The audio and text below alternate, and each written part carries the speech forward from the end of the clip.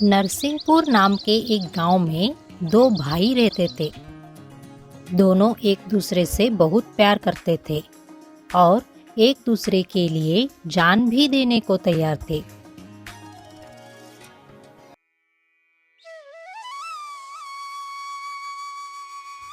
अरे छोटे, चल अब उठ भी जा। और कितनी देर सोएगा? हाँ भैया, बस और 2 मिनट। अरे 2 मिनट बोलते बोलते 2 घंटे हो गए। चल अब जल्दी से उठ के तैयार होकर नाश्ते के लिए आना। आज नाश्ते पे तेरा मनपसंदीद हलवा बना है। क्या? हलवा? भैया मैं अभी आया।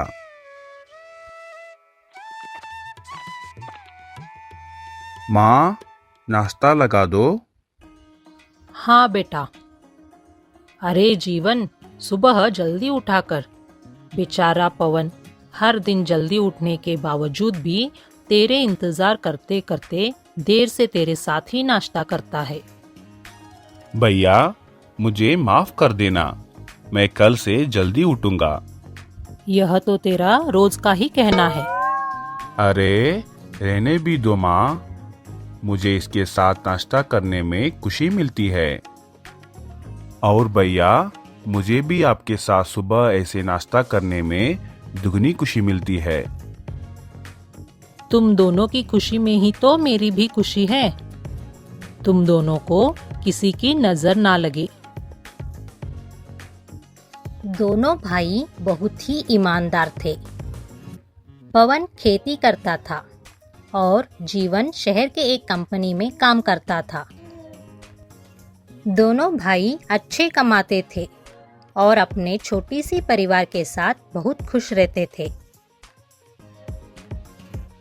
चलो मैं खेत के लिए निकलता हूँ। माँ, मैं भी निकलता हूँ, देर हो रही है।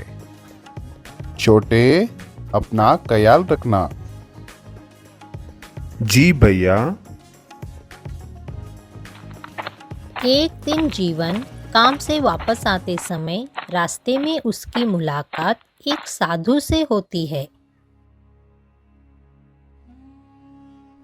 अरे ओ बेटा, जरा इधर आओ।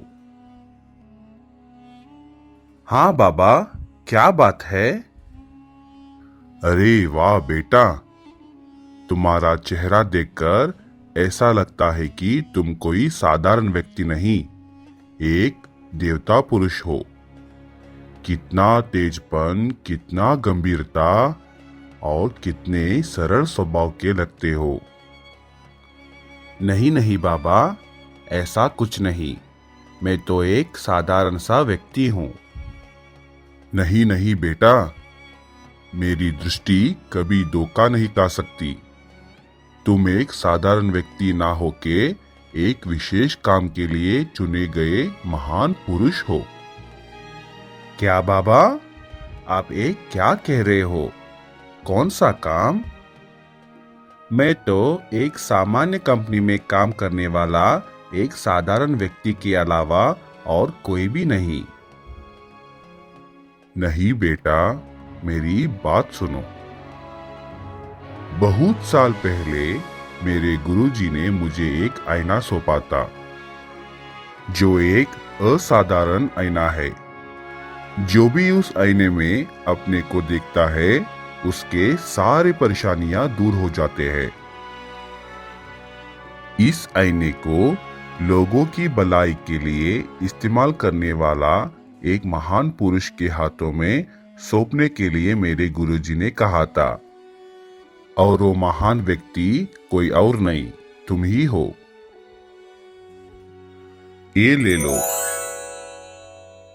जीवन आईना लेकर घर लौटाता है और रास्ते में हुई घटना के बारे में अपने भैया और माँ से कहता है।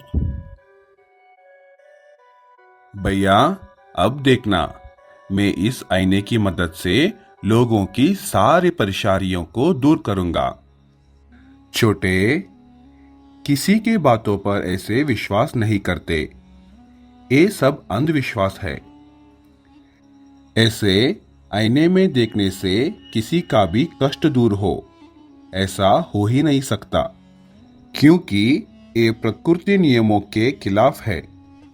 वो साधु मुझे कुछ गड़बड़ लगता है। नहीं भैया, ऐसी कोई बात नहीं। वो साधु तो सच में बहुत ज्ञानी है। लोगों की भलाई के लिए उन्होंने मुझे चुना है। भैया देखना, मैं कल से सबकी परेशानियों को दूर करूंगा। छोटे भैया, जो आप सोच रहे हो ऐसा कुछ भी नहीं होगा। साधु जी जैसा मुझे कहे है मैं वैसा करके ही रहूंगा। छोटे, मेरी बात सुन, तू ऐसा कुछ भी नहीं करेगा। फेंक दे उस आईने को। मगर क्यों भैया? आप मेरे से शायद जल रहे हो। छोटे, ये तुम क्या बोल रहे हो? मैं क्यों तुमसे जलूंगा? सबकी परेशानियों को मैं दूर करूंगा तो सब मेरी तारीफ करेंगे और तुमसे भी ज्यादा गांव में मेरी इज्जत होगी। ऐसा हो ये आप नहीं चाहते, इसलिए मुझे आईना फेंकने कह रहे हो आप। छोटे, ये तुम क्या कह रहे हो? मैं सब समझता हूं भैया, मैं अब छोटा नहीं रहा। मुझे जो करना है वो मैं करके ही रहूंगा। इतना कहकर जीवन आईने को लेकर बाहर चला जाता है। अरे छोटे, सुन, मेरी बात तो सुन। आईना लेकर जीवन वहां से सीधा गांव में जाता है। हे भगवान, तुमने मुझे धन संपत्ति में कोई कमी नहीं की। मेरे पास तेरा दिया हुआ सब कुछ है, लेकिन पति मेरा शराबी और बेटा कामचोर हर दिन दोस्तों के साथ घूमता रहता है। मेरे पास सब कुछ होने के बावजूद भी इन दोनों की वजह से मैं हर समय परेशान रहती हूँ। माँ जी, परेशान मत होइए, मैं आपकी परेशानी दूर कर सकता हूँ। अरे जीवन बेटा, तुम क्या कर सकते हो? हमारे घर की परेशानियों को भला तुम क्या जानो? हाँ माँ जी, मेरे ऊपर भरोसा रखो। मेरे पास एक साधु का दिया हुआ एक चमत्कारी आईना है। जो भी उस आईने को देखकर अपनी परेशानियों को उस आईने से बताता है तो वो चमत्कारी आईना उनकी वो सारी परेशानियों को दूर करता है। ओ औरत जीवन की इन बातों से आश्चर्यचकित होकर उसकी बातों पर भरोसा करके अपनी सारी परेशानियों को आईने के सामने बताती है। माँ जी देखना, कल से आपकी ये सारी परेशानियां दूर हो जाएंगे। बहुत धन्यवाद बेटा। इसी तरह जीवन की बातों को सुनकर गांव के और दो औरतें अपनी सारी परेशानियों को आईने के सामने बताती है।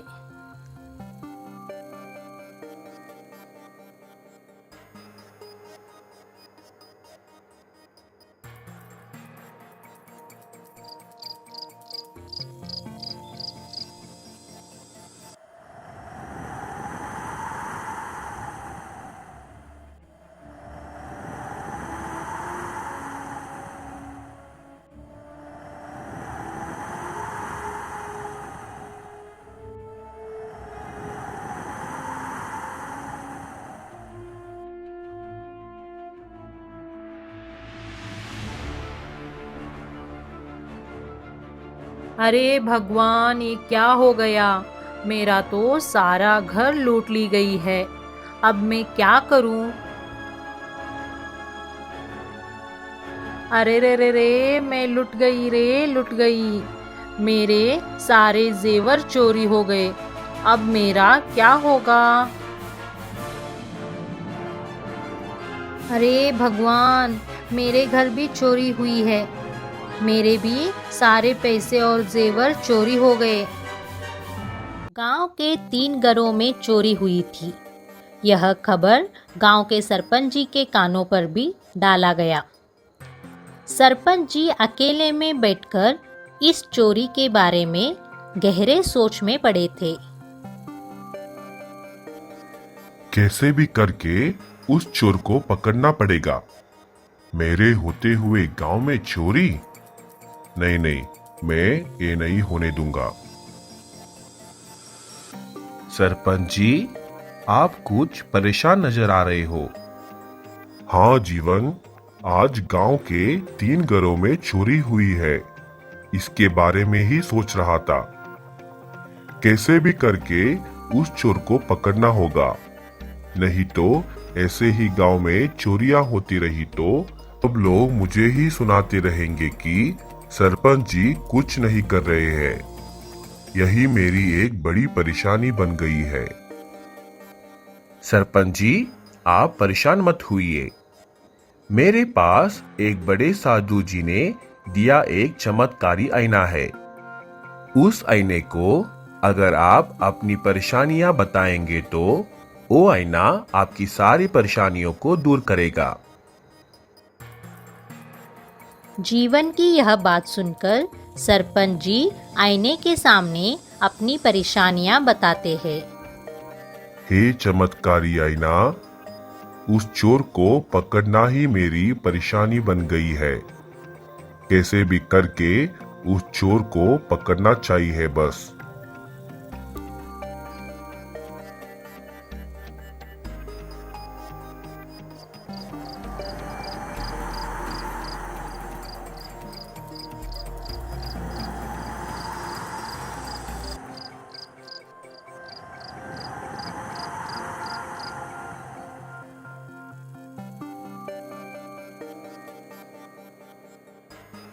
अगले सुबह खुद के घर में हुई चोरी के बारे में सरपंच जी को पता चलता है। अरे ये क्या हो गया?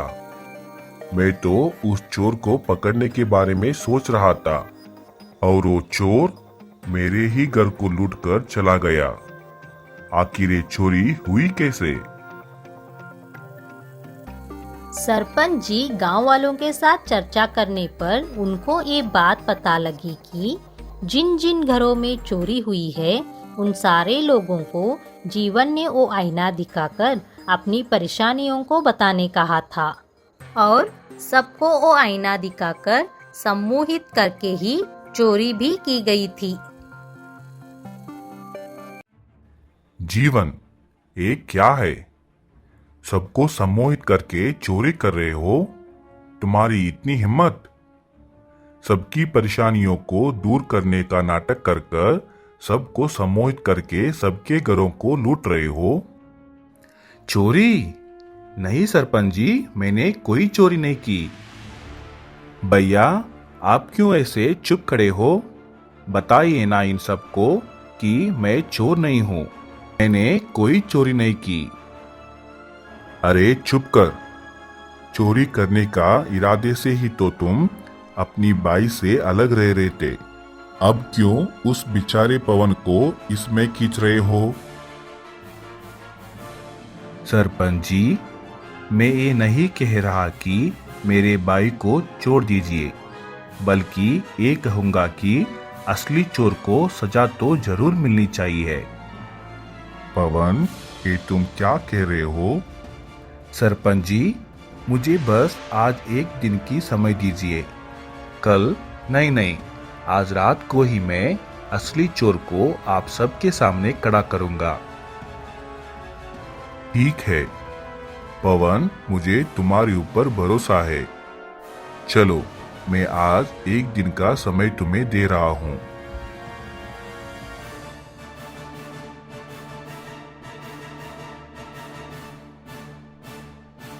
ये सारी चोरियों के पीछे का षड्यंत्र के बारे में अब मुझे पता चला। जीवन, अब तुम देखना उस ढोंगी साधु का पर्दा मैं कैसे फाश करता हूं। बस तुम आज रात को सरपंच जी और सारे गांव वाले को मेरे कहे हुए जगह पर लेके आना। ठीक है भैया।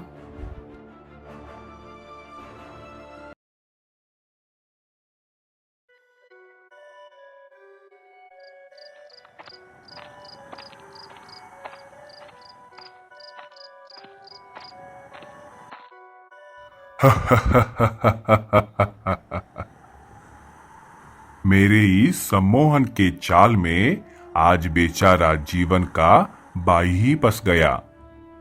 ऐसे ही उस जीवन की बेवकूफी और मेरे तंत्र से मैं सारे गांव वालों को लूट लूंगा। अरे ओ डोंगी साधु, आज बेवकूफ मेरे बाई नहीं तुम बने हो। अरे असंभव, ये कैसे बात कर रहा है? मेरे आईने को देखकर कोई सम्मोहित ना हो, ऐसा हो ही नहीं सकता। मेरे सम्मोहन में एक बार कोई बंदा फंस जाए तो वो अपना सारा संपत्ति मुझे सौंपता था, लेकिन ये पवन तो क्योंकि साधु जी मेरे भैया असली चोर को पकड़ने में लगे हैं, इसलिए वो सम्मोहित नहीं हुए। क्या असली चोर? ये तुम क्या कह रहे हो? बंद करो ये तुम्हारी नाटक। हमें तुम्हारे बारे में सब कुछ पवन ने बताया है। बेचारा जीवन तुम्हारी इन बातों को मानकर सबकी परेशानियां दूर करने के चक्कर में चोरी के इल्जाम में पकड़ा जाता था। अरे ओ डोंगी, लुटा दो सारा चोरी का माल। मुझे माफ कर देना भैया। अगर मैं पहले ही आपकी बात मान लेता तो आज इतना सब कुछ नहीं होता था। रहने दो छोटे, मुझे पहले से ही पता था कि ये साधु डोंगी है, इसलिए मैं इसके ऊपर एक नजर रख के बैठा था। जीवन, जब तक तुम्हारे जैसे लोग इन जैसों की बात सुनेंगे तब तक ये ऐसे ही सबको उल्लू बनाते रहेंगे। इसलिए किसी के ऊपर भी ऐसे विश्वास नहीं करते। कोई भी व्यक्ति सृष्टि के नियमों को बदल नहीं सकता।